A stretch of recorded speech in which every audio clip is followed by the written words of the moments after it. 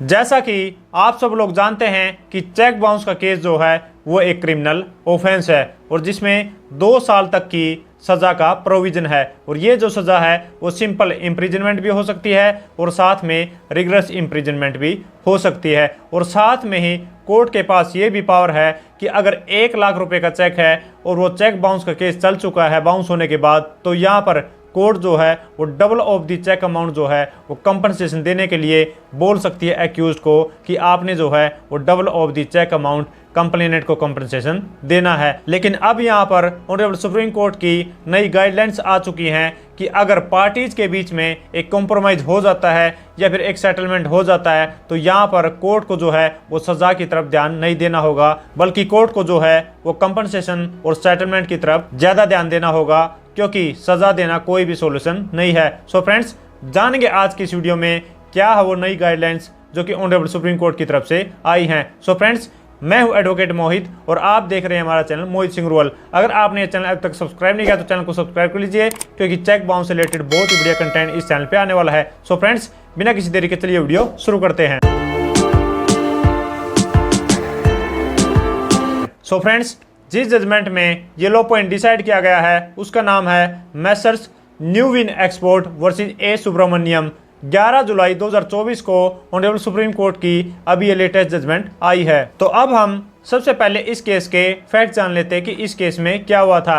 As usual इस case में भी कंप्लेनेंट और एक्यूज के बीच में एक फाइनेंशियल डिस्प्यूट था और यहाँ पर एक्यूज ने जो है वो कंप्लेनेंट को एक चेक दिया था और चेक जो है बाउंस हो गया और बाउंस होने के बाद कंप्लेनेंट ने एक्यूज को लीगल नोटिस दिया और लीगल नोटिस इशू होने के बाद जो है कंप्लेनेंट ने एक्यूज के खिलाफ एक केस डाल दिया। और ये जो केस है ये 2006 में शुरू हुआ था और ट्रायल कोर्ट ने एक्यूज को 2012 में कन्विक्शन सुना दी। तो यहाँ पर ट्रायल कोर्ट के ऑर्डर से एग्रीड होकर जो है वो एक्यूज गया ऑनरेबल सेशन कोर्ट में। सेशन कोर्ट में एक्यूज को बरी कर दिया गया और बरी होने के बाद जो है वो कंप्लेनेंट इस ऑर्डर से एग्रीड होकर गया ऑनरेबल हाई कोर्ट में। ऑनरेबल हाई कोर्ट में दोबारा से एक्यूज को जो है वो सजा सुना दी गई। तो अब यहाँ पर ये जो मैटर है वो फाइनली पहुंच गया था ऑनरेबल सुप्रीम कोर्ट में और ये जो मैटर था वो था 5,25,000 रुपए का। तो अब यहाँ पर 27 जनवरी 2024 को पार्टीज के बीच में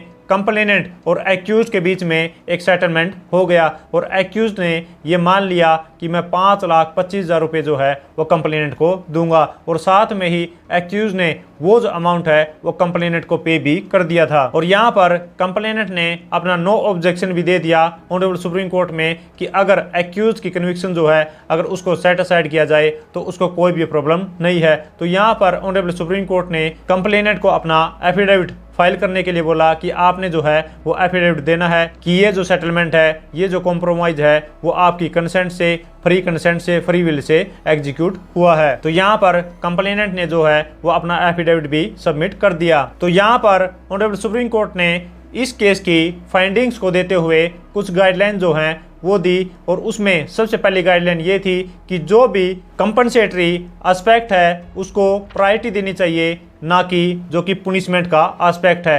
तो यहाँ पर समझने वाली बात यह है कि ऑनरेबल सुप्रीम कोर्ट ने ये कहा कि जो भी कंपनसेशन है उसको ज़्यादा से ज़्यादा कंप्लेनेंट को दिलवाया जाए। तो यहाँ पर जो भी कंपनसेशन का एस्पेक्ट है उस पर ज़्यादा जोर देना चाहिए, ना कि एक्यूज की पुनिशमेंट के रिगार्डिंग। अगर एक लाइन में मैं आपको बताऊं तो वो ये है कि सजा की बजाय जो है वो कंपनसेशन को प्रायोरिटी देनी चाहिए। और सेकंड गाइडलाइन जो है वो ऑनरेबल सुप्रीम कोर्ट की तरफ से ये थी कि अगर पार्टीज के बीच में कोई भी कॉम्प्रोमाइज जो है या फिर सेटलमेंट जो है वो एग्जीक्यूट हो जाता है तो कोर्ट को जो है यहाँ पर उस सेटलमेंट पर, उस कॉम्प्रोमाइज पर ध्यान देना चाहिए, ना कि अपराधी की पुनिशमेंट के लिए। और तीसरी गाइडलाइन जो है वो ऑनरेबल सुप्रीम कोर्ट ने ये दी कि अगर कंप्लेनेंट को जो है वो प्रॉपरली एक्यूज के द्वारा कंपनसेट कर दिया गया है तो यहाँ पर जो भी एक्यूज की सजा है उसको सेट असाइड कर देना चाहिए। सो फ्रेंड्स, आशा करता हूं कि आप लोगों को समझ आ गया होगा कि अगर चेक बाउंस का केस कभी भी चलता है तो तो अब यहाँ पर जो है